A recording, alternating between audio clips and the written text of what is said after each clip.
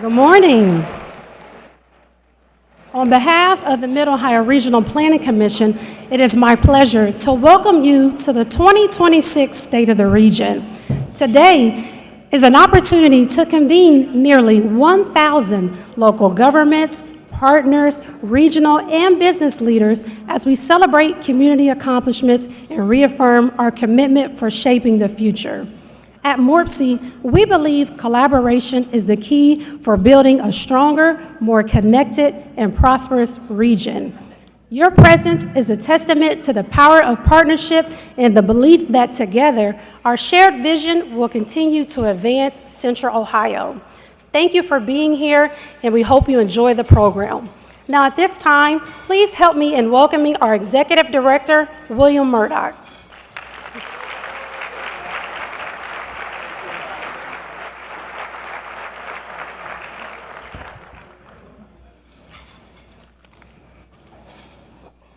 Well, good morning, everybody. Come on, one more time. This food is good. Good morning. All right, good morning and welcome to the 2026 State of the Region. I'm William Murdoch, the Executive Director of the Mid-Ohio Regional Planning Commission. You know our friends call us MORPC, so we're all friends here. Thank you all for joining us today. It's inspiring to be here with so many of our elected officials, our regional leaders, our partners, our community members from all over Central Ohio. The State of the Region is our moment together to reflect on where we stand, celebrate how far we've come, and chart an intentional path forward. And we're going to celebrate some really great projects and individuals leading the way. I'm super looking forward to our keynote, Greg Lindsay, and his visionary thoughts on the future of cities. And we're honored to have former U.S. Secretary of Transportation Ray LaHood and infrastructure thought leader Marcia Hill for a fireside chat. Yes, let's applaud.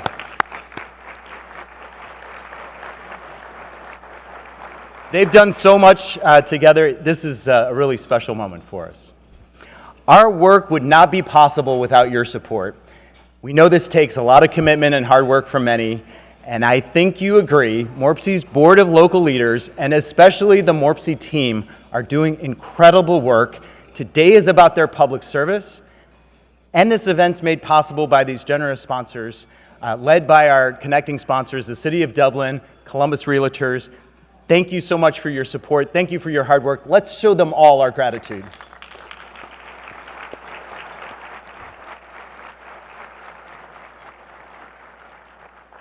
Our theme today is Future Forward, building a region ready to compete, taking those proactive steps to prepare today for tomorrow's opportunities by investing in those things that create the prosperity we all want: transportation, housing, economic development.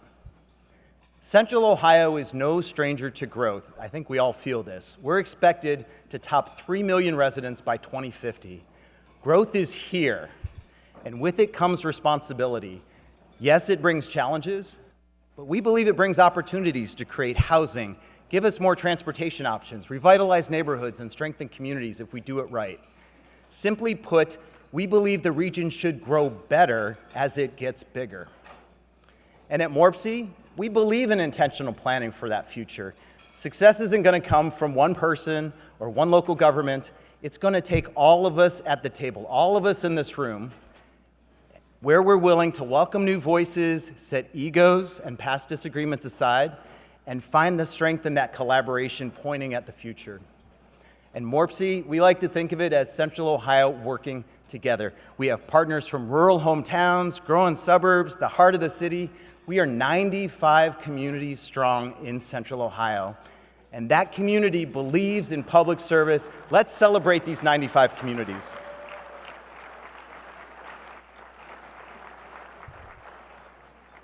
We believe in public service. Our strategic framework says how we do it. We create an environment for prosperity by driving investment, building value for those 95 members, and paying it forward so you and your communities have the tools and talent to meet the moment. Let's reflect on where we are. Central Ohio is accomplishing big things we thought impossible just a few years ago. We have strong population growth in every direction, major investments in new manufacturing in every corner of the region, and even in an ever-changing time, And with a lot of difficult issues and work ahead, we believe we have momentum. And this didn't happen by chance. Our communities are stepping forward by leveraging data in new ways to make better decisions. The public is voting for major infrastructure investments. Local governments are leaning in by collaborating with the private sector to address long-standing interconnected things, transportation, development, and housing. So I want to start with transportation, and I think most of you know why, because Central Ohio's Regional Council is MORPC, and our responsibility is to facilitate and inspire the region's transportation planning. So with all this growth, I know we feel it, our region's transportation system has everybody's attention. And there's good news. There's good news. Forward-thinking partnerships are going to increase everybody's options and increase access and jobs and services and safety. And at MORPC, we like to call these the big moves. Transit, trains, trails, even highways and airports, projects that are going to shape how our region moves as we grow. Let's talk about some of these. It's exciting to see what's happening. There is real progress on the $8 billion Link Us initiative. Construction starts this year. First up is the region's first ever bus rapid transit on West Broad Street, followed by 2 more, East Main and Northwest. Code is building on this with expanded hours, routes, a new Coda Plus zone. Link Us is also creating safer, more walkable communities. If you remember, 500 miles of new sidewalks and trails by 2050. Construction on those starts this year. 8 of those projects are about to break ground, followed by 24 more in the pipeline. And when we look around the region, there are innovative, record-breaking transit services, whether it's Delaware or Licking or Fairfield counties. We are serving more people and more employers than ever in this region. And if you top it off, if you've been out there lately, it is moving quickly. We have a brand new $2 billion John Glenn International Airport under construction. These things are game changers for prosperity and in Central Ohio, and they're happening now. But we're not done. We want to look beyond these, and we want to stay focused on some big transportation aspirations. So let's talk about some of those. Our region wants to be connected to each other and to nature. And if you follow Central Ohio Greenways, their goal is 1,000 miles of trails for recreation, health, and wellness. This is a simple choice for our future. I think we all agree we should link every neighborhood to parks, schools, and main streets, and this is how we get that done. Even bigger, MORPC's 4-year transportation plan has $4 billion over the next few years, from 7071 interchange projects to improving connections to the north and much, much more. In every direction, our region is investing billions in bridges, rail crossings, roads, roundabouts, and trails, and we cannot let up. We have some state and federal partners here, and they know, and they're behind us as partners. We need their continued support to have the resources we need for this growth and to make our existing system safer and better. We can't do it without them. The last thing I want to mention with transportation is big, and I want you to know we feel really strongly that our region cannot compete when we are the largest one in the country without passenger rail. Our business community expects us to solve this. Our residents want it. Our surveys show 85% support. If you ask any one of our 150,000 college students, they want to build their careers in a place with that option. And I'm here to share some good news. Just this year, 2 projects advanced to the next step of the federal process. MORPC and partners are developing a route to connect us to Chicago, Fort Wayne, and Pittsburgh. It's called Midwest Connect. It's going to link small towns, big cities, reduce traffic, increase safety, create jobs. And we also support Ohio's project to connect us by rail to Cleveland, Dayton, and Cincinnati. We want to be a hub for rail. If you look around the country, there is record-breaking new service in the Midwest, in Florida, high-speed Brightline under construction out west. Even the trains in Michigan go over 100 miles an hour. This kills me. Ohio can and should do better, and this is the year to press forward on both of these projects and all of these things. We need to make this happen.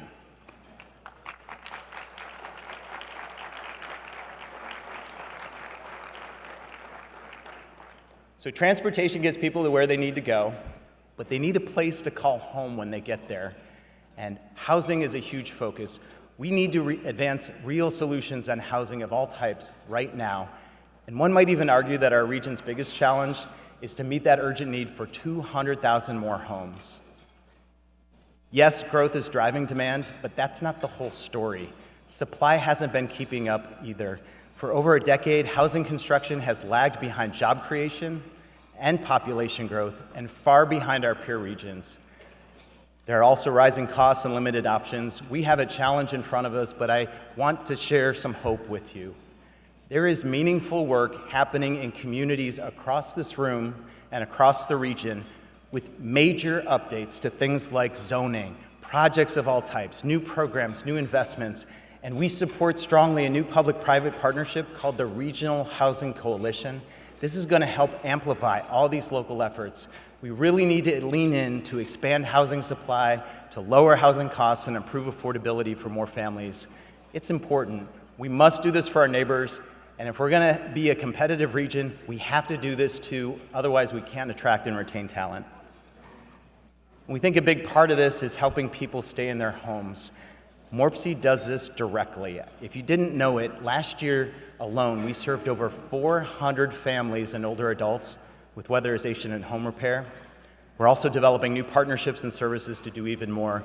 We all have to do our part on housing. But there's more. We all want Central Ohio to be a place where businesses can invest, young people can build their careers, and communities can thrive. And we're lucky, but we're also we've also had hard work and strategy to make us a hub for that private investment. If you look at the projects, Intel, Anduril, Honda, Amazon, and more, this is because of all the work we've done to build a skilled workforce, a strategic location, and welcoming culture. We don't and cannot take this for granted.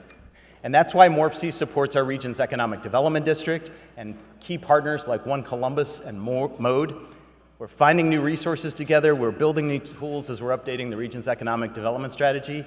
And if you go back to it, it's all interconnected. Economic development ties right into housing and transportation. When you think of groundbreaking efforts like trail towns across the region, freight strategies at Rickenbacker, housing projects along Linkus routes, and more. It's a really incredible time to be in Central Ohio. Yes, these are challenges, but we see the opportunities and the hard work to make it happen. So we've talked about regional changing efforts, and now I'd like to make it real with some really practical things that you can take. So I have 3 of them. So first, we need your thoughts on the region's future. As the Mid-Ohio Regional Planning Commission, we have 8 major regional planning efforts from development to freight and transportation happening this year. We're calling it One Region, One Voice, and we're going to make it super easy for you to share your ideas on all of these projects. Second, we need you to attend not just this event, but events all year long. We have trainings on water, trails, economic development, rural initiatives, 2 more signature events this year, the Mobility Exchange for Safety and Innovation and the Summit on Sustainability. We welcome you to any of these.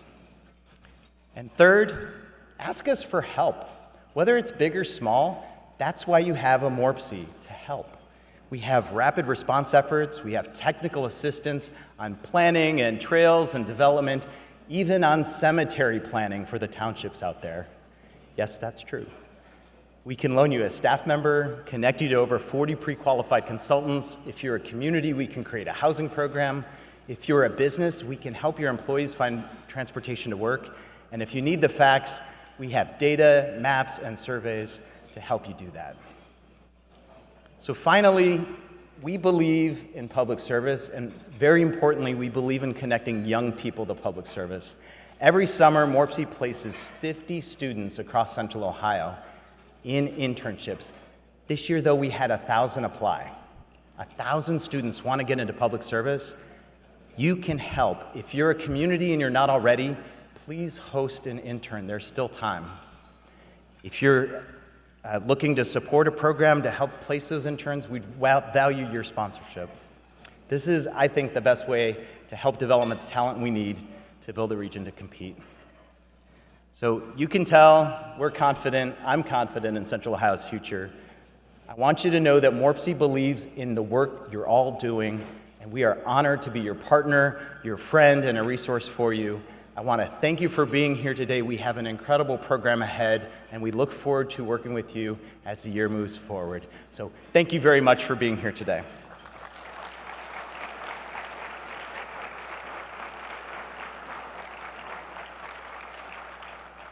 And now I want to welcome to the stage a great leader and a friend to the region, City of Dublin Mayor, and notably, MORPC's longest-serving board chair, Chris Amoros-Grooms. Let's welcome Mayor Amoros-Grooms to the stage.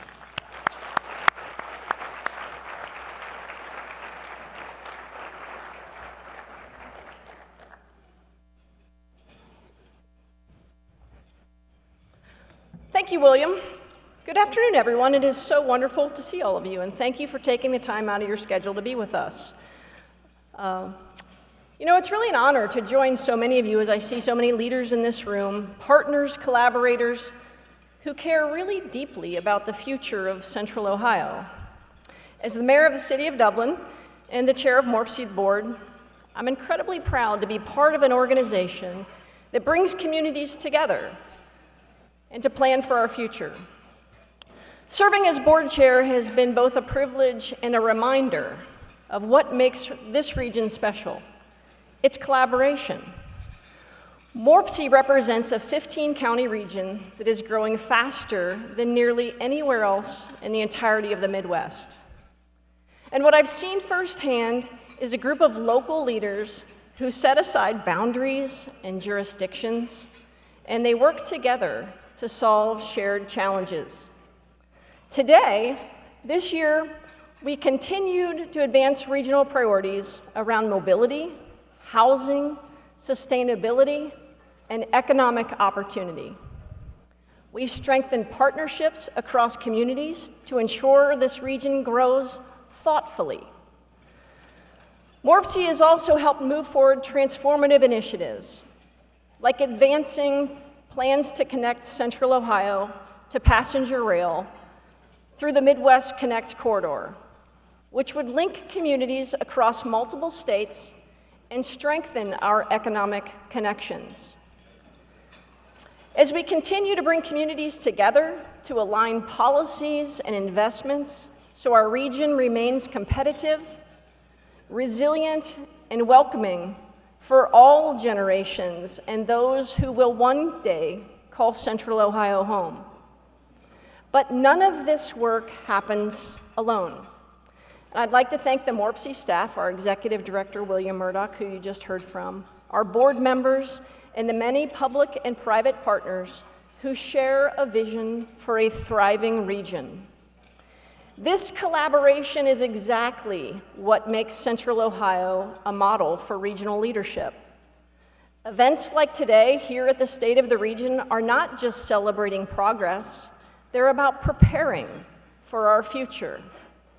Our next speaker is someone who spends a lot of time thinking about exactly that, the future of cities, technology, and how communities evolve.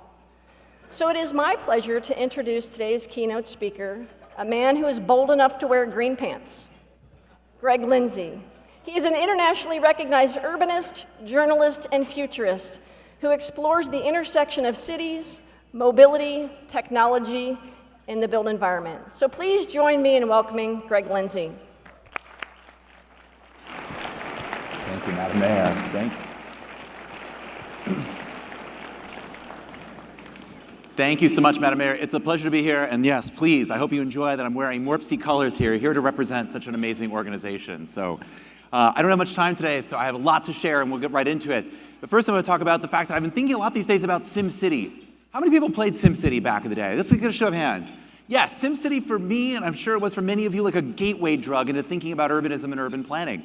And SimCity is also a really great example of how early decisions or the easy decisions can multiply into much tougher choices down the road, right? You build a couple roads here, you deal with the problems of growth, and then suddenly your region is gridlocked. And you're like, just one more road, bro, one more row will fix it.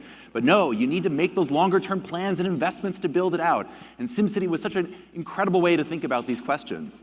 But I also think about SimCity a lot because we are playing SimCity for real now. The advances in AI that are happening are allowing us to think more deeply, in terms of deep time, into how we plan our future than ever before. This gentleman, for example, what you're seeing here was a Stanford experiment called Smallville, where they created a dozen agents in 2022 and had them plan a Valentine's Day party. Now he's created a company out of Stanford called Simile here, where, imagining that you can begin to populate virtual representations of cities with thousands of agents with their own backstories and personalities. What happens when we can start to actually create virtual Columbus? So we'll come into this in a little bit here, but we have incredible new tools to really be together and guide our future together. So this is where, as a futurist, I am duty-bound to quote William Gibson, father of cyberspace, who began thinking about AI copies of people 40 years ago in Neuromancer. The future is already here, it's just not evenly distributed. Meaning there are pieces of the future, of futures, everywhere. The question is, how do we put them together into stories that we want to tell, the futures that we want to make?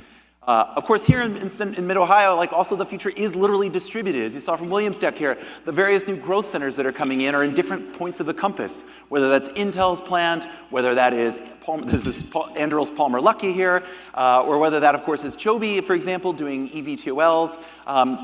Literally, Mid-Ohio is building the future of American technology, which I'm not going to lie, scares me a little bit, because if you put those three together in particular, you get flying autonomous weapons systems. So maybe it's a good thing to be building it here and not elsewhere. But again, the risk the region runs here, if we don't think about this and think about how we plan this out together, is to basically run into that SimCity gridlock. How do we make sure that we are not only building a region that continues to grow, but that we're putting the investments in place that will cause people to come here and stay here in a meaningful quality of life? And I want to talk about that at the end here, about the challenges that we face from technology and the need to really think about how we welcome people in to Mid-Ohio. First, let's take a little glimpse here at sort of how the United States has evolved over the last 6 years and how you fit into this. One thing I want to point out is that what really makes Columbus and Mid-Ohio special is that you are the rare case of a green dot, in this case, inside a sea of purple or no growth at all in the Midwest. I'm from exurban Illinois myself, so of course I'm familiar with the many towns that have hollowed out over the years. But here you can sort of see that Columbus has managed to buck the trend in many ways. Now, also, of course, because of all that population to the Piedmont, to the Sun Belt that happened during the pandemic, that was accelerated there, now we see that one of the reasons that we're seeing so little growth in general in the Midwest is because people are stuck in place. That appreciation in housing values by those left behind, which makes it difficult for people to come here. It's great for our housing values, but it's not so great to continue that level of growth. We're going to have to choose, both as a region and, of course, as a nation. And this slide is actually funny to me in a dark way now, is because until recently, or at least recently, we started to see wages rise again. There was signs of easing housing affordability, and then of course we have Gulf War III. So we'll see how that affects inflation with the huge shock to energy prices. But President Trump, of course, is aware of this, and in a way that only he can say the quiet parts out loud, is acknowledge that that America, and we face a sort of Gordian knot here, where we need to have better housing and more housing options, but we also need prices to keep going up.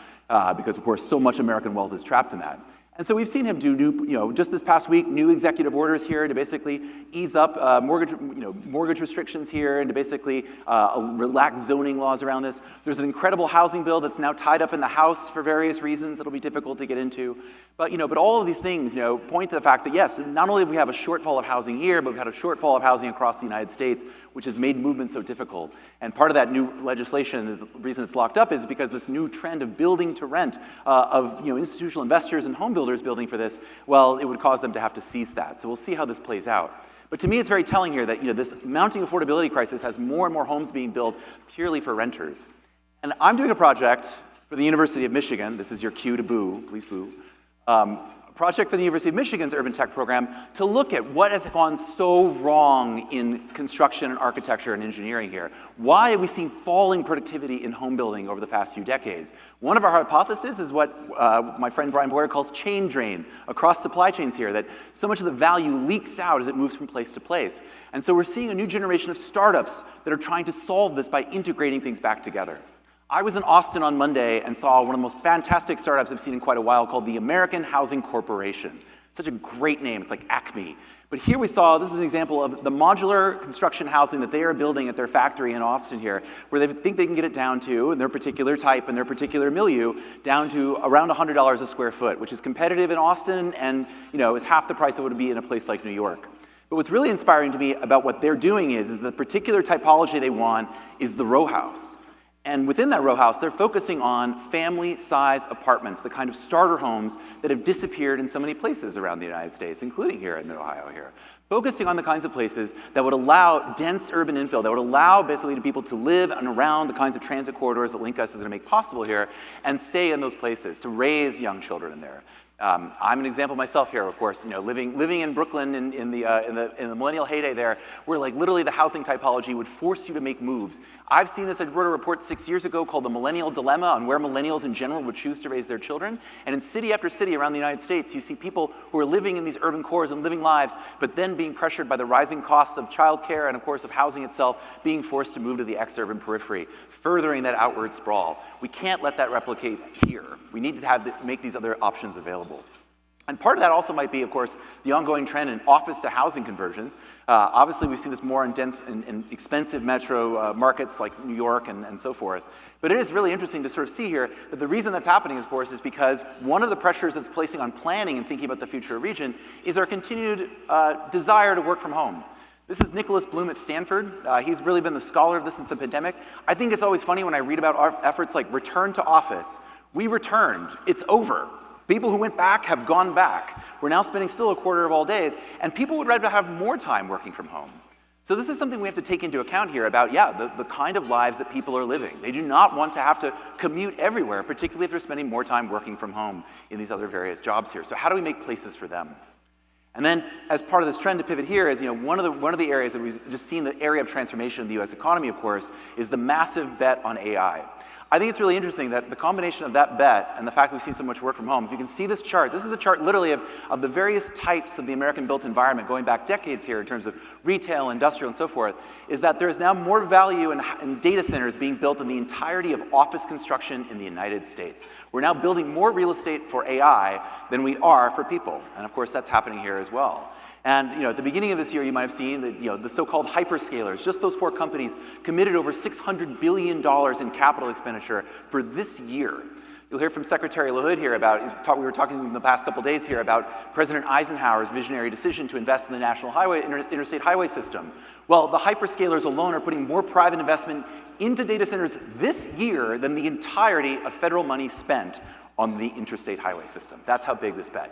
Now again, we'll see how this plays out with Gulf War III and of course, the various Gulf investments that were going into that. But we start to think about what does it mean when we're building a world for data centers and building a world for AI? In places like Loudoun County, Virginia, which is really the epicenter of this so far, we see the residents who once fought new housing are now fighting new data centers. And you can see as these huge poor neighbors hem in on people. This is a trend that hasn't come for Mid-Ohio yet, but it will. You can see in this chart here that this is rippling across the United States as these massive new projects are approved. Near my hometown in Illinois, outside Joliet, they've just approved a data center that will be twice the size of Central Park and will consume half as much electricity as the entire city of Chicago. That's the size that we're now building at as it eats into this. And yes, that insatiable appetite for electricity, while debated here, certainly can't help against our current sort of, let's just say, energy stress that we're experiencing at the moment. Although one good sign is that the data centers have realized that they can no longer draw off the public grids and are now building their own on-site power plants to handle this, so-called behind the meter, if you don't know the term of art.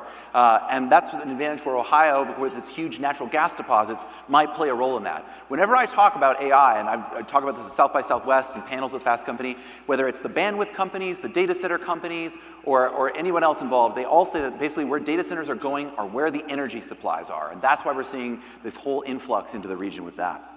But of course, we're going to have to pay for that somehow. These companies will have to pay for that. And that means they're going to have to command gigantic revenues as well. And this is where we start getting into thinking about how will AI affect the future of economic development in Mid-Ohio.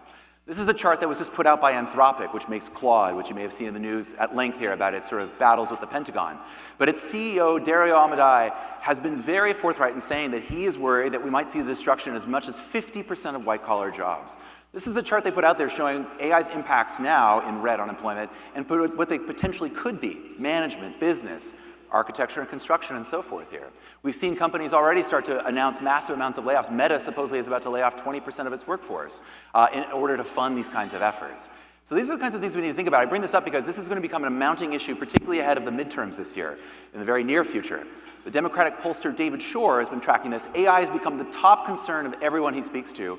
And you can see, this is my favorite joke, in his polls, only 2 things currently have more net unfavorables than AI right now: Iran and the Democratic Party. So Democratic AI from Iran will be the next great voter issue there as well. But you can see here, in his polls, people think that AI is moving too fast. People think that if AI becomes smarter than humans, that will be a total harm here. There is a lot of mounting anger pressure, not just against data centers and their construction. And we see, for example, in Kentucky, various farm owners there are resisting efforts by mysterious agents on behalf of Fortune 100 companies to buy up their farmland. We're seeing this mounting anger, but also just a general fear about what it will do for jobs and what people will expect from the government to do about it. And Shore's polling here, this idea that basically that we should be responsible to take care of these people if there are massive AI job losses. This is something we're all going to have to discuss and debate about what kind of society we want to have when we have these level of capabilities.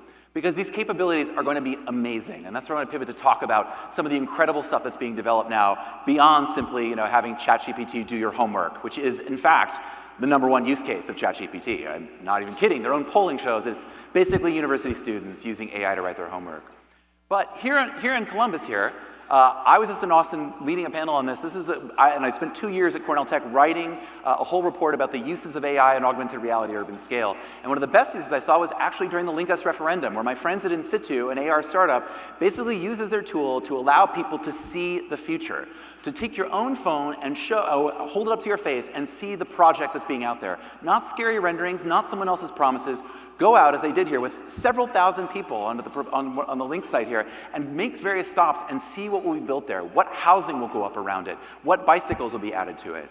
Basically trying to restore trust. The session I led in Austin earlier this week actually was with several planners who are using this to increase communication and rebuild trust when it comes to showing various changes to zoning in their communities and so forth.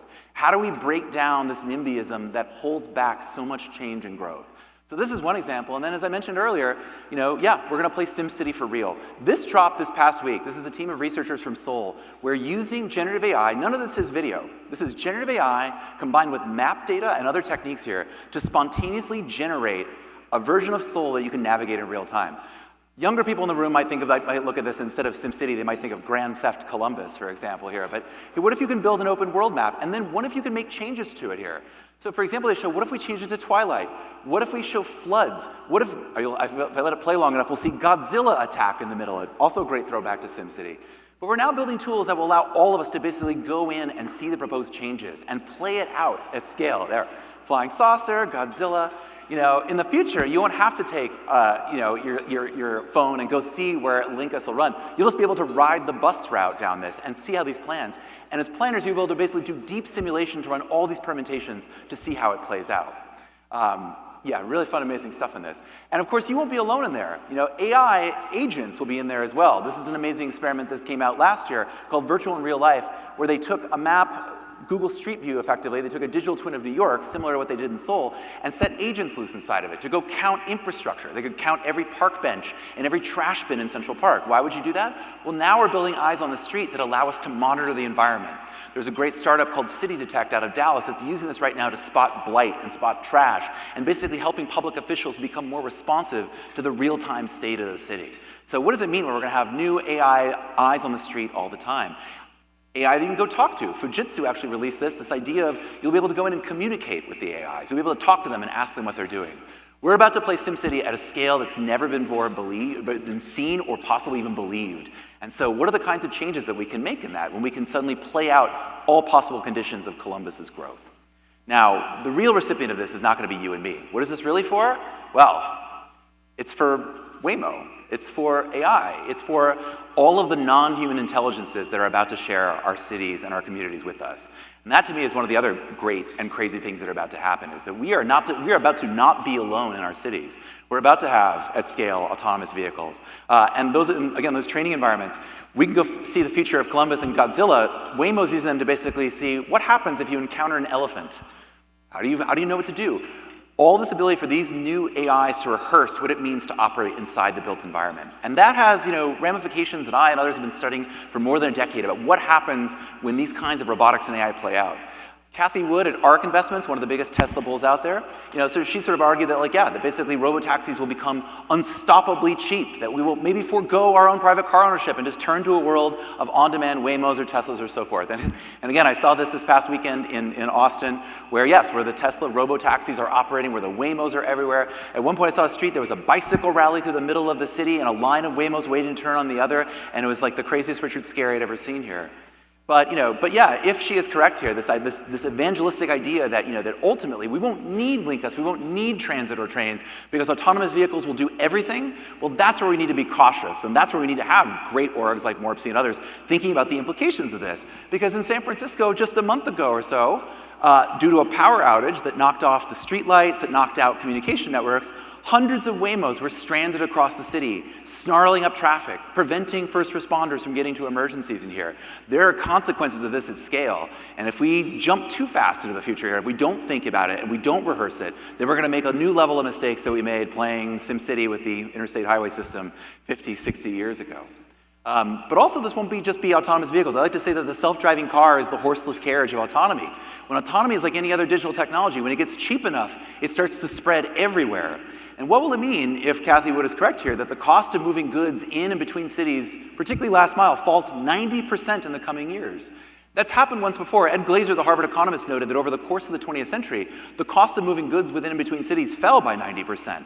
That required, of course, long-haul trucking, distribution centers, Amazon's distribution centers, all of this investment in logistics. How might it play out this time? Well, companies like DoorDash, for example, whose revenues grew 38% last year, is building its own autonomous delivery platform. This is its first robot called Dot, and it's building out its own forms of infrastructure here to allow every merchant to be able to receive robots and drones. This is now able to go in the street. So what happens when our streets are now, and our sidewalks are now filled with various robots that we're jostling to get around in various things? Well, perhaps we could take to the sky. This is Zipline. This is their drone aviary in Dallas-Fort Worth. They've run millions of deliveries in Rwanda, delivering medicines and blood, incredibly worthy work. And now they're thinking about expanding it to basically doing, yes, your Chipotle order or your DoorDash here. One of their rival CEOs has argued that 82% of homes in America are suburban enough that you could basically do drone deliveries into your backyard. Great, I guess. But you imagine what happens with this at scale in terms of noise, in terms of collisions, et cetera there. And then, of course, there's the dream of ETVOLs, which is a dream that goes back onto the 1940s. Igor Sikorsky himself, the inventor of the helicopter, imagine what if we could commute hundreds of miles every day from, say, in his case, the Hudson Valley down into Manhattan. Well, we did that. Again, it's called remote work. We got gigabit Ethernet instead. But it's interesting because this idea of being able to aerial commute hundreds of miles, traditionally is something that's never been able to be done. That's a scale that doesn't really happen in American urbanism. It's something, again, I'm personally cautious about because I wonder about what that does to actually fling us outward, to isolate us and send us deep into the countryside. But it's something that always happens. Transportation technology has always transformed the shape of cities. It's how you choose to deploy it. If I give you one thing to take away from today, it's Marchetti's constant. He was an Italian physicist who in 1994 sat down and realized, basically using various data sets, that humans, empirically, we move 30 minutes from the center of our lives to the edge and back every day. It all depends on the technology you're using. If you look at ancient Athens, basically the scope of the city was what you could walk in 30 minutes. Today, the average American commute, 24 minutes. It's just how the technology changes it. And I think it's really interesting here that Marchetti noted, and this because we'll get back to Secretary LaHood in a moment here, is that as those modes have changed, what he suspected would change cities next would actually be TGV, French high-speed rail. And so we'll talk a bit about how that changes the scope of action, about how far you can travel, and how rail can really potentially connect Columbus into this greater Midwest region. But I want to ask first, because I'm a futurist, what are we doing all this for? What is it about? Why are we building new places? Why are we building investment in transportation? What is the real human need we get to? And so as a futurist, I don't look at statistics. I look at TikTok. That's where we go for the future now. And so in this case, you're seeing, this is a great TikTok. I keep coming back to it because so many trends are inside of this. These young ladies are playing a TikTok trend called Uber Eats Roulette. They have each ordered $30 of Uber Eats without telling each other, and it's now all being delivered to their home.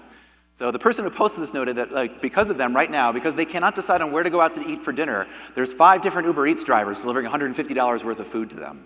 So thinking about the urban form here. And I think about this, why is it that 75% of all restaurant meals in the United States last year were for takeout or delivery? 75%. We're not actually spending time in restaurants anymore. Those third places are going away. And so what are we spending that time doing? Well, this is where it starts to get depressing here. And this is the challenge I think we really are faced up against. This is the challenge ultimately that MORPC and all of you will have to help us deal with, which is our loneliness epidemic. The fact that, just like Hemingway's, bankruptcy, how did you go bankrupt? Gradually, then suddenly? Well, gradually we started to spend more and more time at home, and then the pandemic happened, of course. And what are we doing now? More and more at home? Well, we're spending it alone across every major demographic, but particularly young people the most. And what are we doing instead? We're not spending that with other people. God bless Uber Eats or Let, at least they were together. We're spending that time at home, alone, on screens. That's what we're doing. And if we're spending it at home alone on screens, well, let's just say there's other activities that we're not doing, particularly young people as well. And if you're not doing those particular activities, then yeah, you're not actually having marriage, household formation, children. You're not actually growing anymore, and that's why we continue to see American birth rates fall as well, the concern around this.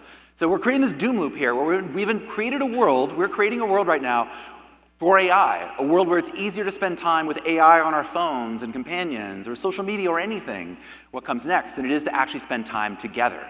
How do we spend time together? And if this world were working for us, that would be one thing, but we can also see in every study that literally every major group is unhappy since the pandemic here. We know this is making us unhappy.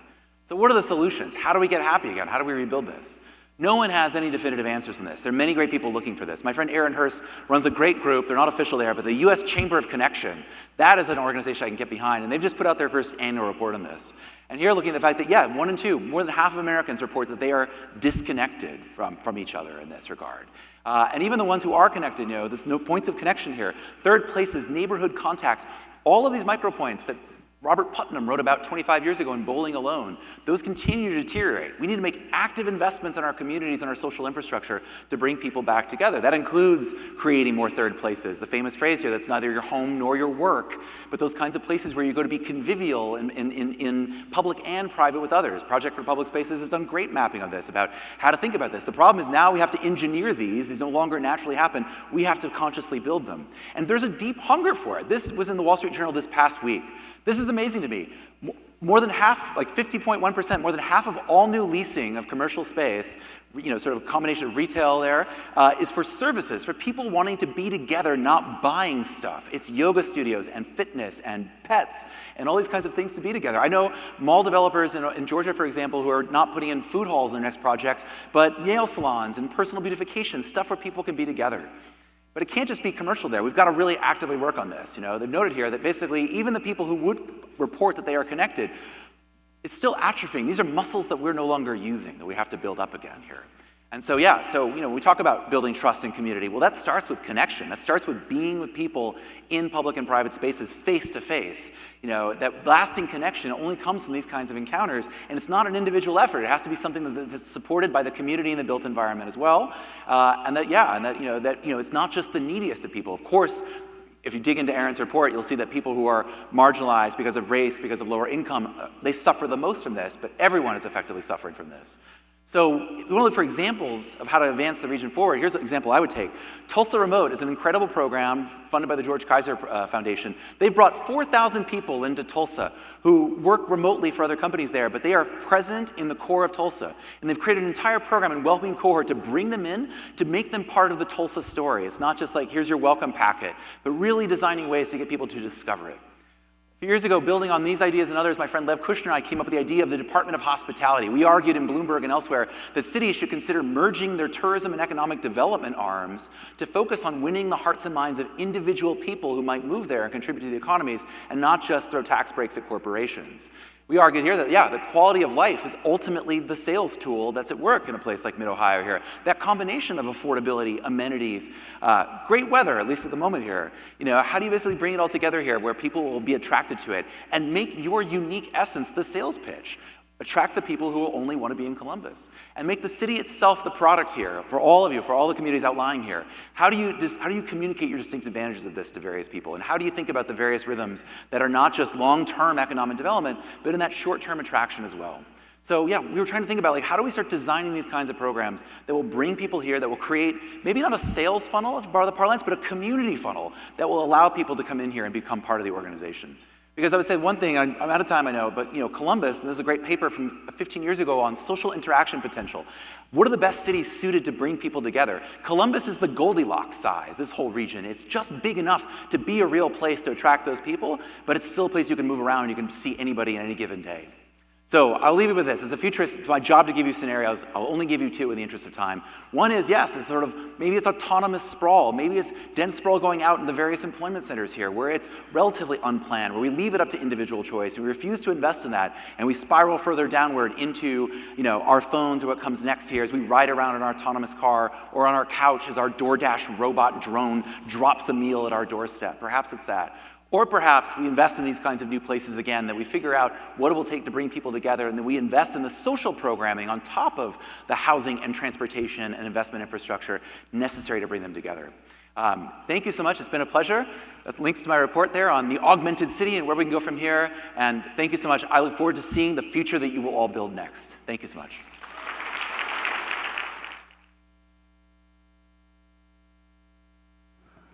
All right, let's give Greg another round of applause for such a thought-provoking keynote.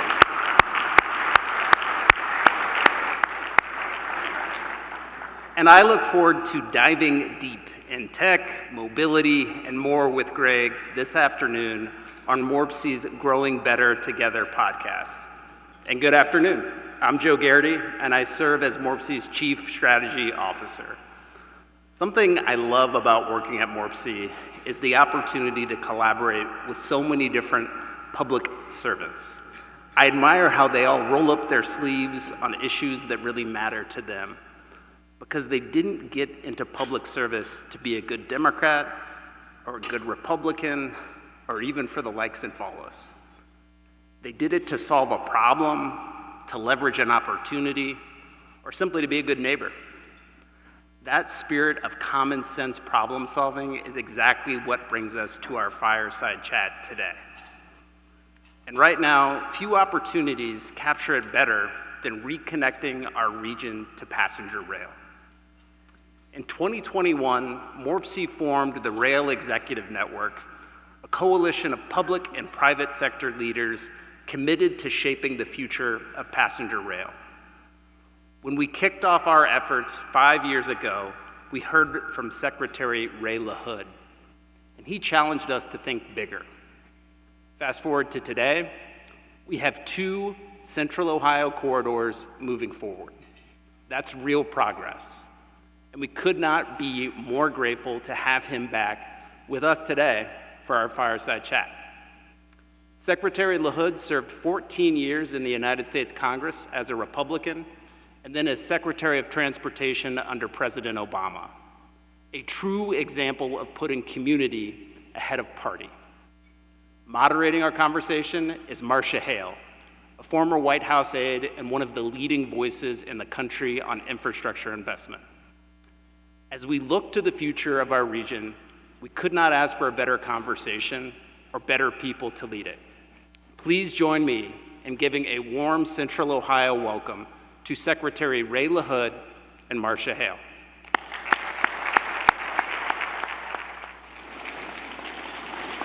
Thank you, Joe. Go get 'em. Thank you, Joe. Of course.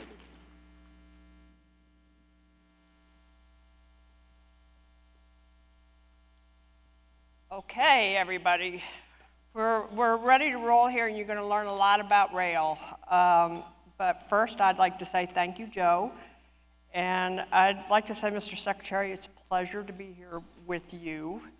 For those of you in the audience, which is mammoth, I have to say, we've worked together on trying to improve American infrastructure for quite some time.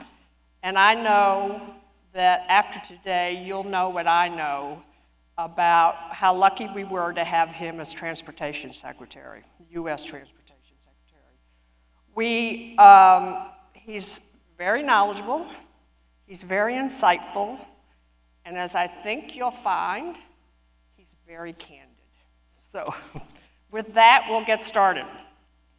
Mr. Secretary, as Joe just said, you served for many years as a member of Congress as a Republican, and then as under President Obama as Secretary of Transportation.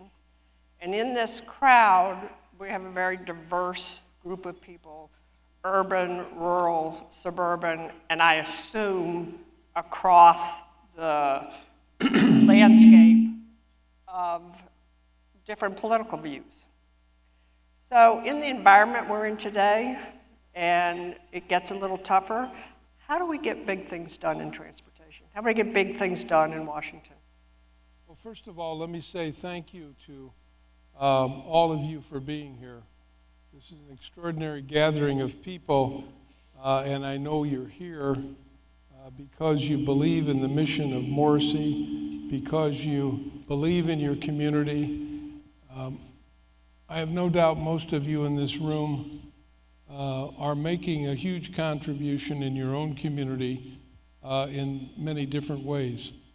I really came here today to tell you that I think all the stars are aligned correctly for Central Ohio, in collaboration with communities all over Ohio, to have rail transportation. That to me is the last link for you all to be able to attract young people, the next generation, because what this plan will provide is the next generation of transportation for Central Ohio and for this region. So congratulations to all of you. And here's the reason I say that the stars are aligned. This project has the attention of the U.S. Department of Transportation. They are now giving you an opportunity to move into phase 2 of their rail development. That means plans are now being made to develop a rail system across the state of Ohio, including a couple of other states. This organization and the leadership of the elected officials and the leadership of people in this room have raised $600,000 as the match that will be needed. Now that's an extraordinary amount of money. In order for these projects to move ahead, you need the cooperation of the federal government. You need the state government, but you have to have the communities working together to provide the local resources. And you all have done it. And that's the reason I think the stars are aligned. And this is an opportunity for Central Ohio, for the leadership of the state of Ohio to become a model for the rest of the country. The next generation of transportation is not more highways, not more bridges. The next generation is rail. If you want to attract people to come back to your community, and to be honest with you, looking around the room, I'll tell you, some of you are not going to ride on these trains because this is going to take some time to do. But you're doing this for the next generation. That's who you're doing it for, your kids and your grandkids. And think about the idea that it took us 50 years to build the interstate system because Eisenhower had a vision for connecting the country. We have the best interstate system in the world. But for those of you that have gone to Europe and Japan and China and come back scratching your head and saying, I rode the trains, why don't we have them in America? Because the national government has never made the investment. And that is happening now. Thanks in part to President Obama, who put $8 billion in a bill to jumpstart our opportunities in America. Now, I know Marcia forgot what the question was, and so do I. But I want to tell you, my message to you is, you are about as well positioned as any place in the country to have passenger rail that connects your state, that connects this region, and that will be an economic development boon like you've never seen before. Okay, that was fabulous.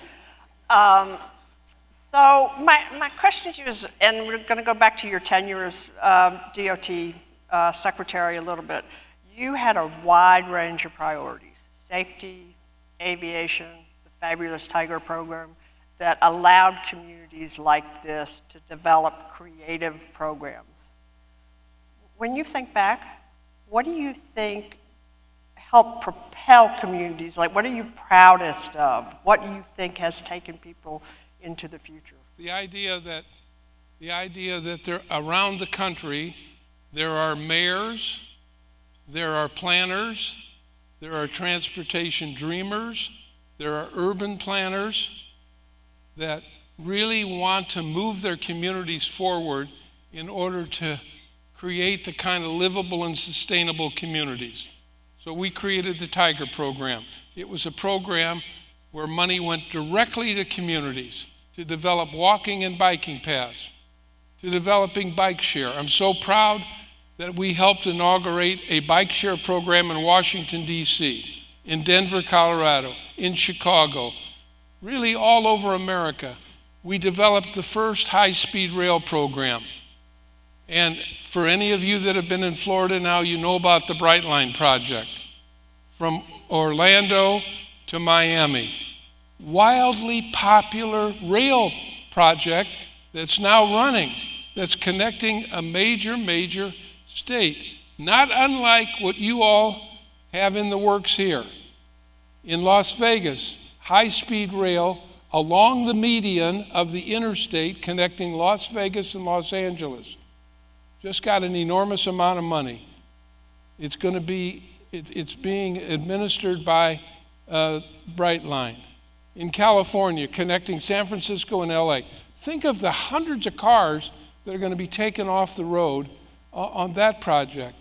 Started in '09 and is still in progress today. These projects take time. So developing high-speed rail, developing transit, the slides that were showing the transit that's being developed here. Those projects were really started by mayors, by planners, by urban dreamers who knew that in communities, people do want to get out of their cars. I raised 4 children in Peoria, which is right in the middle of the state of Illinois. Every one of my kids, when they graduated from college, started out in Chicago. You know why? Because it's a great community with great mass transit. They didn't have to own an automobile. So people are looking for a good job, affordable housing, good education, and good transportation. If you're going to get young people to come back to Central Ohio, you have to provide them the kind of opportunities for a good job, which you all are doing very well, affordable housing, which obviously you're working on, but also good transportation. It's absolutely critical if you want your kids to come back to your community. You have to provide them the communities, the amenities with walking and biking trails, with bike share, with transit, with rail that connects them to anywhere they want to go. You do that, and you will create the kind of community like you've never seen, and you will have lots of young people wanting to come back here. Yes, that's true. As William said earlier, by this region is projected to reach 3 million residents by 2050. And it's seen really historic investments in technology, Intel, Anduril, Honda, and more. How do you see technology reshaping, how do you see AI reshaping transportation in this? Well, look, at AI is a little bit above my pay grade. I'm kind of an old school guy, and I'm going to leave it to some of the younger people to figure that out. But I will tell you this: autonomous vehicles, autonomous EV vehicles, they're part of future transportation. But I really believe that AI is going to be transformational in so many different areas. And again, if you create the kind of community, you'll be able to have the attraction of the smart young people that will come back here and really make sense of it old people like me are sort of left in the dust when it comes to AI. Oh, I don't think so. Well, you've already talked about this, but Central Ohio has a huge opportunity here of restoring passenger rail rail service for the first time in 40 years. And you've talked about how that can grow the communities around here. Do you think around the country the momentum is really real? And do you think that the administration will continue to support the Corridor ID program? I do. I do, because of what's going on here, what's going on in Florida, what's going on in Nevada.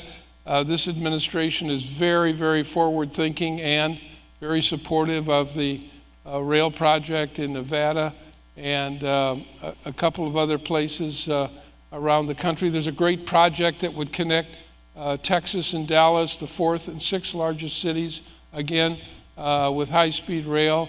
And it has very, very strong potential. Rail is the next generation of transportation. It truly is. And one thought I want to leave all of you here with is the idea that each one of you individually obviously are not going to be involved intimately in all of this, but support the people in your community that are making this happen, and support the people who are the ones that are pushing this forward. It's absolutely so important. I know everyone can't be involved, but everyone eventually will take advantage of it. And so I want you to leave here with the idea that you're a part of a region that is moving forward. You're a part of a region that's going to become a model for the rest of the country in terms of rail, in terms of transportation, in terms of economic development. This is an economic development project for the people that are going to build the infrastructure, build the rail, for the people that are going to build the train cars, for the people that are going to manage the rail once it's up and running, for all of the corridor small businesses that are going to be developed. You're going to have train stations. You're going to have small businesses all along the corridor that'll provide jobs to people. Now, these projects are an economic development opportunity for your region like you've never seen, and for an opportunity, really, I think, to become a model for the country. Yeah, absolutely. And I think you sort of answered my next question already, but let's talk a little bit about the public-private partnerships part of this, like Brightline in Florida and Las Vegas. How does Central Ohio take advantage of that, but what is the private sector investment that goes along with Amtrak? How do we sort that through? Our investments in Amtrak over a long period of time have been, by the federal government, have been tremendous. 40% of Amtrak funding comes from the U.S. government. And along the Northeast Corridor, they have a great corridor. In our state of Illinois, we have a great corridor that runs from Chicago all the way to St. Louis and delivers a lot of students to the University of Illinois, to Illinois State University, and other universities along the way. So Amtrak is doing well and improving, but the opportunities in this instance are that you're creating a completely new opportunity of rail service and of transportation that complements all the other opportunities that are currently being provided, whether it's your transit, obviously the bus system, part of your transit system, the highways and so forth. And this really, I think, just creates a new opportunity and becomes a real economic development engine like you've never seen. And it's a priority that I think all of you in this room can be very proud of for the leadership that's been provided to make it happen. Yeah, right. I just took last week up the Northeast Corridor, and Amtrak has improved to put in a whole new set of trains, and it is just remarkable. It's not Europe, it's not as fast as there, but it is really quite remarkable. And why anybody would fly from Washington to New York is beyond me. But anyway, in Ohio, the proposed rules would run on, the tracks would run on existing tracks. And MORPC recently applied for a federal state grant program that would study non-freight right-of-ways for the passenger rail. How do you think, and how would that study strengthen any application going forward that MORPC might go after, regardless of whether it's Amtrak or Brightline? Well, look, Ohio's on the map now. Ohio's recognized by the federal government and certainly by the state government in terms of the fact that rail is going to be an intimate, complete system as a part of the entire transportation system. And back to the question that you asked, I'll tell you about a project that we did to connect downtown Washington, D.C. to Dulles Airport. And this project was really the completion of the metro system in Washington, D.C., which is a fabulous system. And it runs all along Virginia. And what happened was private companies came in to build the train stations. Private companies came in to begin the work on developing small businesses all along the corridor. It was $1 billion project. We put several $1 million in from the U.S. Department of Transportation, but private companies also made huge investments. And that will be the case with this project. Train stations being built with private dollars, small businesses being established, private dollars. This is a true, as I said, economic development project, but it's a true public-private partnership.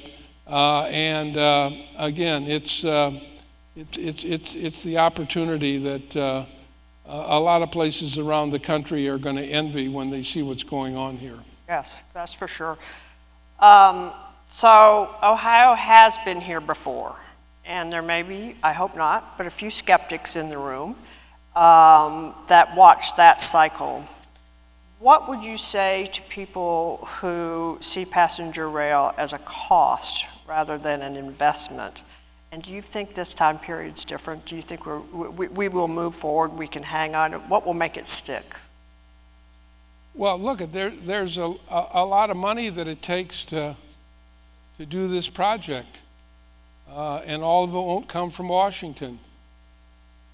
A sizable amount in terms of the local match has been raised. $600,000 is real money and a real opportunity to show that the community supports this opportunity. The private dollars that will be invested, again, show the kind of support that people in Washington, D.C. Are looking for. In my opinion, there's no stopping this. Nobody can stop this. It's going to happen. It's going to happen because all the stars are aligned to make it happen. And it takes a lot of work. And it's time consuming, but it's worth it. If you want to take your community to the next level, then this is one way to make that happen. This will create in, I think, Central Ohio, an opportunity to truly become the definition of livable, sustainable communities connected to one another, connecting friends and neighbors, and really an opportunity to create a transportation system second to none. Absolutely. So to get to the size of this program, the scale of this is large, but it's large all over the country. And it will rise or fall on the strength of the leadership and the coalition that's behind it. What have you seen previously, or what are you seeing now across the country that people are need to build a durable, cross-partisan support that makes a project like this succeed? And who needs to be at the table from the start? Yeah, look, transportation is the most bipartisan opportunity in America. I've said many times there are no Republican or Democratic bridges, there are no Republican or Democratic roads.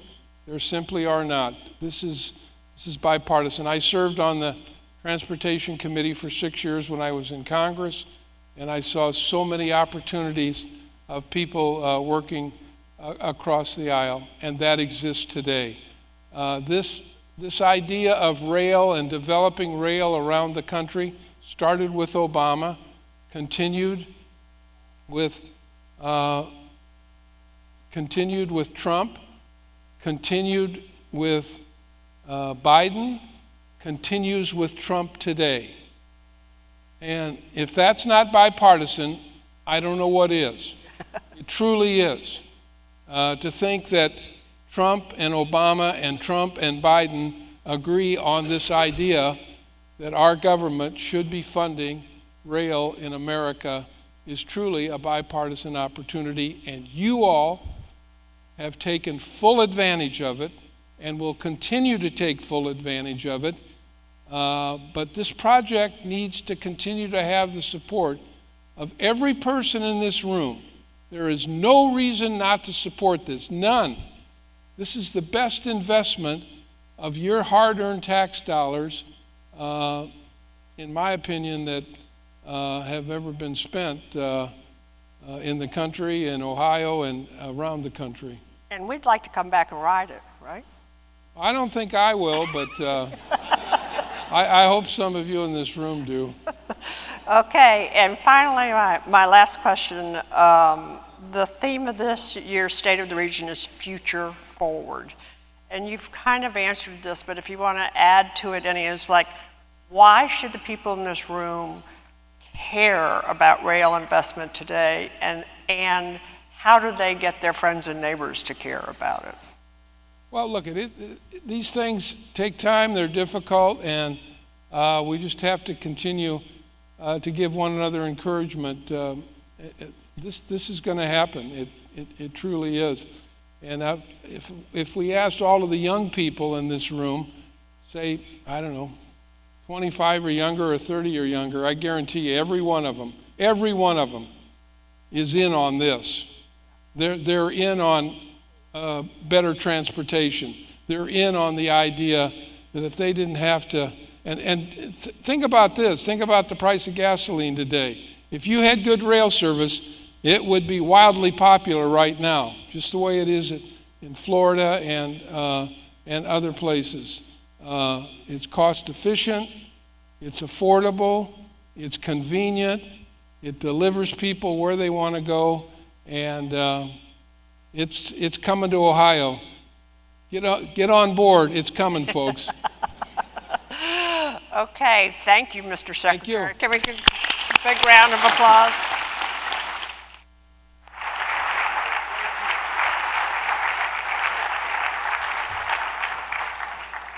Let's give them another round of applause. What an incredible conversation.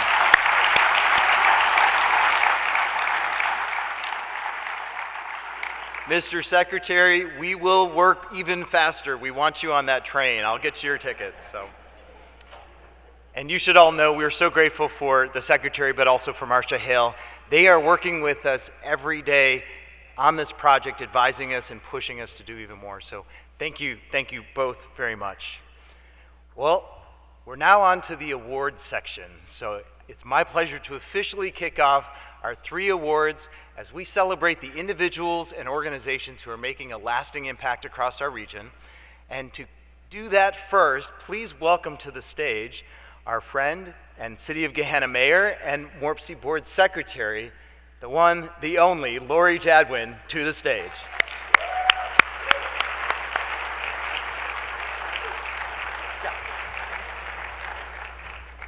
Good afternoon, everyone. As William said, I'm Laurie Jadwin. I am the mayor of the City of Gahanna, and it is my honor to present the William H. Anderson Award for Excellence in Public Service. This award recognizes an individual who has shown exemplary dedication and vision to the MORPC Board, and I am proud to announce that this year's recipient is Jeff Benton, Commissioner of Delaware County.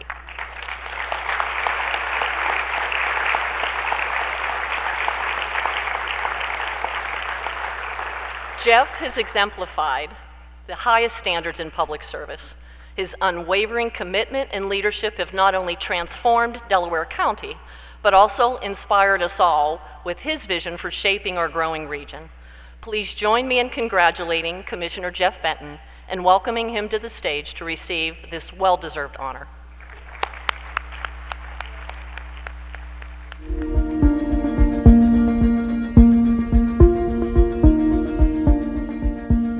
It's really important that we have leaders that understand our region and the importance of putting the region first, making sound decisions and setting a path for us to move forward. And Commissioner Jeff Benton has been exactly that on the MORPC board. Jeff sees the vision for what MORPC is and what MORPC does for our region. He wants to see us be regionally connected in our transportation, in our economic opportunities. Jeff played a pivotal role in the COAAA as the chair of the task force, and one of the things that they had to consider is the rapidly growing 65+ age group here in our region. And it is critically important that we make sure that we have plans in place to address those needs. And so the outcome of those conversations are really going to benefit all of that age group as we move forward as a region. He continues to utilize the MORPC partnership to see economic development, transportation, and infrastructure maintain their importance within our communities. He's a person who understands that partnerships are essential to good governance, and he also, again, understands that the region benefits from good, solid leadership. So one of the strengths that the Competitive Advantage Program serves for an organization like MORPC is collecting one voice to communicate what's important as a region. So if you think of the Competitive Advantage Program as the intersection between infrastructure and jobs, that is in the core of Jeff's strengths of identifying what is going to move our region forward, what is going to create the most opportunity for the people that call this region home, and what ultimately is going to deliver for a stronger economy in Central Ohio. As a lifelong resident of Delaware, Ohio, Jeff embodies what it means to be part of Delaware. He was born at our local hospital. His father owned a business on Sandusky Street in Delaware, Ohio, and he maintains that persona and identity of Americana that we love so much. And I think that's really what this award is about, right? It's recognizing those who understand that their role in the community is bigger, it affects the region as well. Jeff is a tremendously respectful, kind, smart, balanced, fair leader, and that's what really stands out to me about Jeff.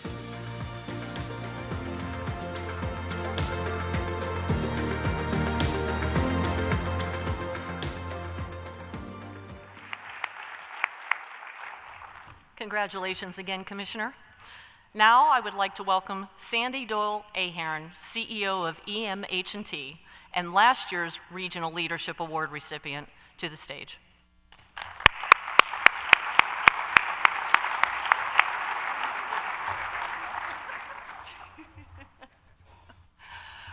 Thank you, Mayor Jadwin, and congratulations, Jeff. Good afternoon. I am Sandy Doyle Ahern, President of EMH&T, and I'm truly honored to be here today celebrating the strength, collaboration, and vision that truly does define Central Ohio. One thing that makes our region so special is the commitment of our leaders as they collaborate across communities and share different perspectives to move our region forward. Today, I have the pleasure of welcoming someone who understands the importance of collaboration and who has been a strong advocate for Central Ohio while serving in Washington, D.C. Please join me in welcoming Congressman Troy Balderson to the stage to present the 2026 Regional Leadership Award.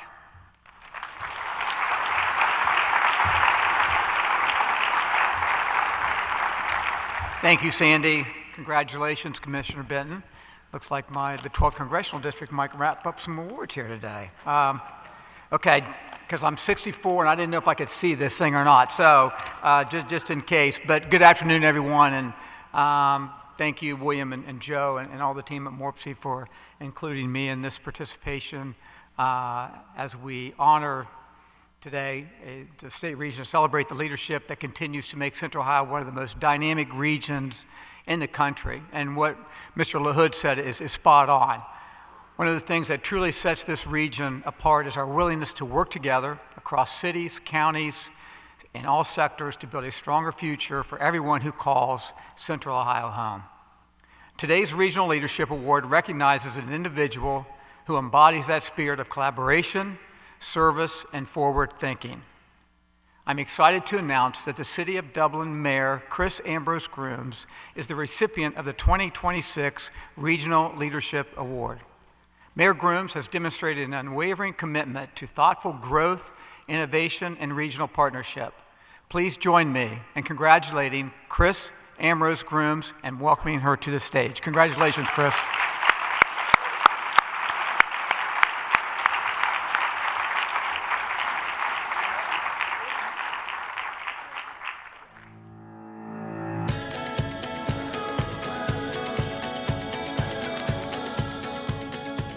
Chris is a connector. She's innovative, creative, visionary, and she's compassionate about the community in which she serves. Mayor Ambrose Grooms is MORPC's longest-serving board chair. Her heart's in Dublin, but her impact as a leader extends far beyond Central Ohio. She's both forward-thinking, she's deliberate in her approach. You know, she really believes in the power of community and collaboration. She, wants to connect that business to the resources that they need, or a resident with the services that the city provides. She has had such an impact on Central Ohio, really focused on economy and infrastructure, but there are two things that really stand out. Link us.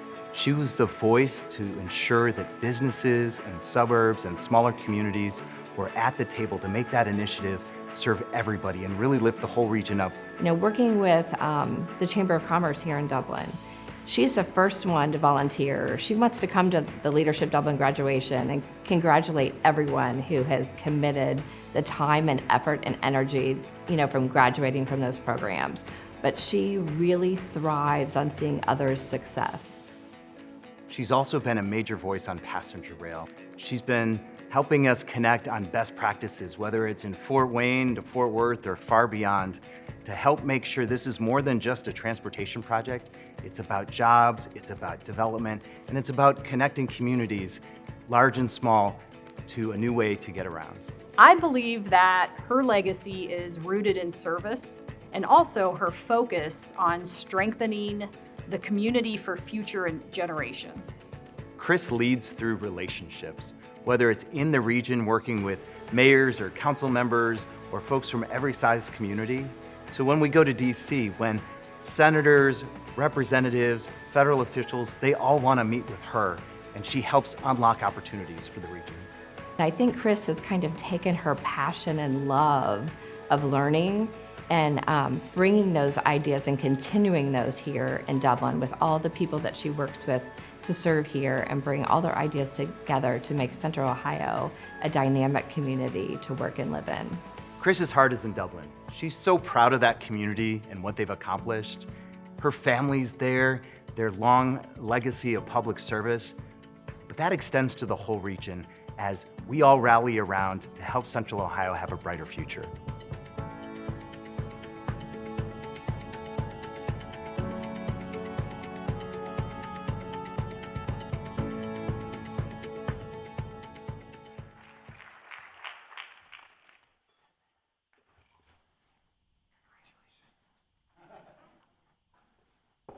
Good afternoon. How are you guys doing? I am Ben Kessler, Mayor of the City of Bexley and proud Vice Chair of the Mid-Ohio Regional Planning Commission. First off, congratulations to Mayor Ambrose Grooms. Mayor Grooms, it's been a true honor to serve beside you on MORPC, to have a backstage pass to your leadership and action. Mayor Grooms' strategic thinking, determination, and most importantly, authentic love and passion for your community. It's tangible, it's contagious, and it's been an honor to serve beside you. One of the things I value most about Central Ohio is that we don't go it alone. We show up for each other. We collaborate, we problem solve, and we move forward together, and we're stronger because of it. This spirit is exactly what the William C. Habig Collaborative Achievement Award is meant to recognize. And this year's honoree reflects that spirit in every sense. Here to announce that honoree is my Congresswoman, Joyce Beatty. I can say from experience that Congresswoman Beatty always makes time for her constituents. She leads with authenticity, with sincerity, and with a deep and abiding commitment to ensuring that every member of our community has the opportunity to thrive. She's a tireless advocate for Central Ohio and a true partner in the work of building strong, connected communities. Please join me in welcoming our rock star Congresswoman, Joyce Beatty.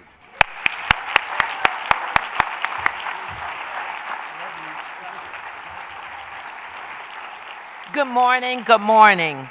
It's great to be home from DC, especially for this occasion. But first, let me say thank you to my friend, Mayor Kessler, for that very kind introduction.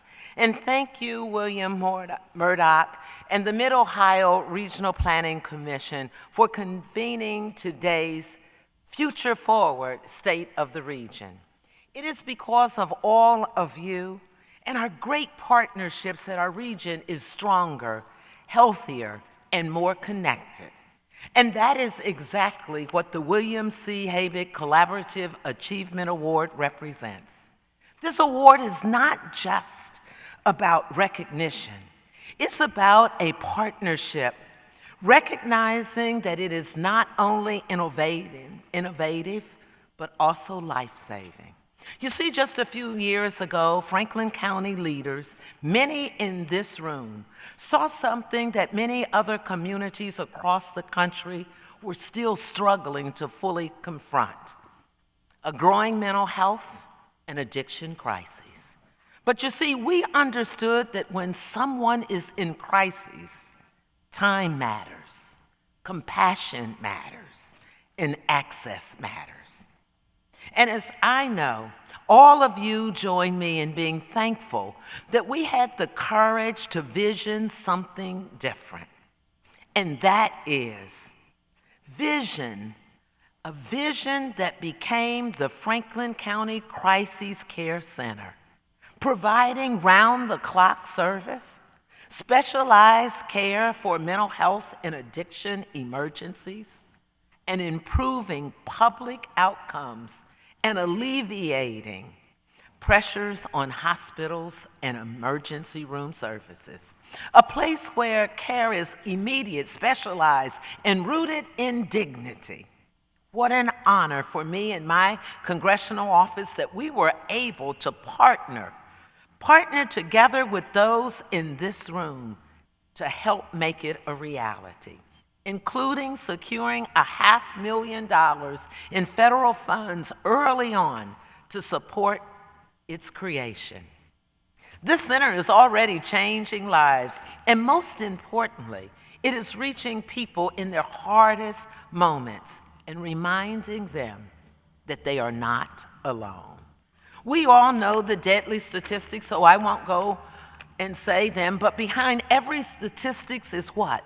A person. A son, a daughter, a friend, a neighbor, someone who is loved deeply. And that is why this work matters and why we are gathered here today celebrating. So it is my great honor to present the William C. Habig Collaborative Achievement Award to the Adam H. Board of Franklin County for the Crisis Care Center. Yes, and please join me in welcoming to the stage Jonathan and Jeff. Thank you all and congratulations. And if way back there in the rear of the room you didn't know that I'm Congresswoman Joyce Beatty, I am, and I approve this message. God bless you.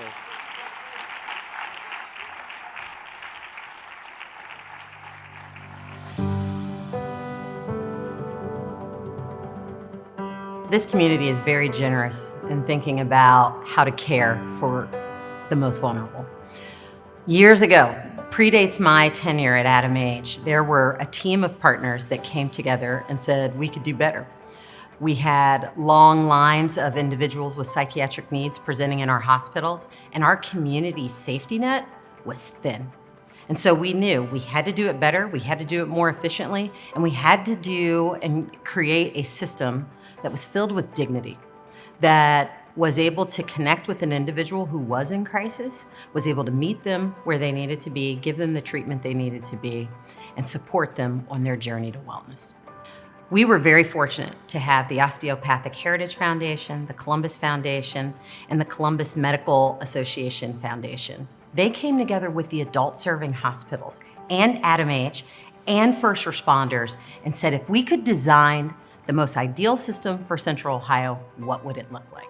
And so we were iterative right from the beginning. We ideated about best outcomes for our community, and then everyone stacked hands. It wasn't just we agree on the vision. It was here's the dollars behind it. We're gonna stay at the table. We're gonna plan this facility. And we had those same partners at the table from beginning to end, which was about the span of 10 years. I think our momentum, the quality of our partnerships, and that we never lost our focus. We always kept it on the patient. We always thought about doing crisis care differently. Collaboration was embedded in this project from the beginning, and I got to come in at a really pivotal time where lots of our community partners had stacked hands. Well, the Crisis Care Center is a part of an entire crisis care continuum. We have someone to call, which is 988, someone to respond, which is our mobile crisis response teams, and ultimately, somewhere to go, which is the Franklin County Crisis Care Center. What we say is, if you are living with a behavioral health diagnosis or you have a crisis, we're gonna treat you with the utmost dignity and full wraparound care, just as we would if you were having a medical emergency. I think the Crisis Care Center is a model of what we in Central Ohio do when we stand up for the most vulnerable. This is what we do when we come together. We respond appropriately, we strategize together, we think through things, and we don't just plan, we execute. And we execute on behalf of the everyman in Central Ohio. I would say to the many partners who turned this vision into reality, thank you. Thank you for your courageousness, your tenacity, for your stick-to-itness. We got it done, and there's more to come.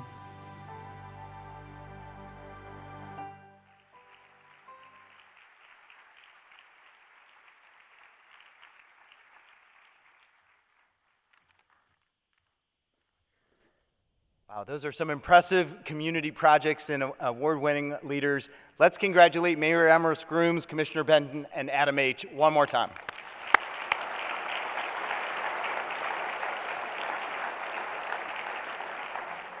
So we're at the end of the event, but I want you to do some things. I want you to take that energy from Greg, thinking about the future, how we can really lean in and maybe be a region that's more connected.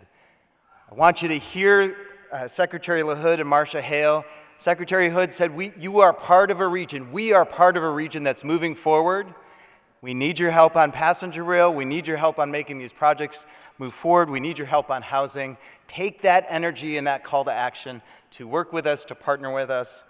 And two more quick things. First, I am so proud of my MORPC team, our MORPC team. Can they just raise their hand? Everybody from Joe Garrity to Amanda to... They're in the back there. These guys put their heart and soul into this event. I admire and honor them so much.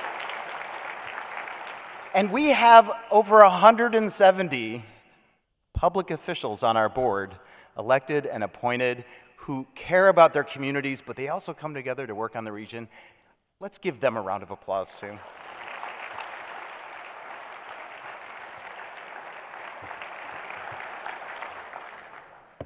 It's Friday. You're in the short north. We appreciate you so much. Make sure you ask MORPC for help. Know that we're proud to be partners with you. I hope you have big things planned this weekend. I know I do, and it involves a nap and maybe some fun too. So thank you, everybody. We will see you next year. We're concluded.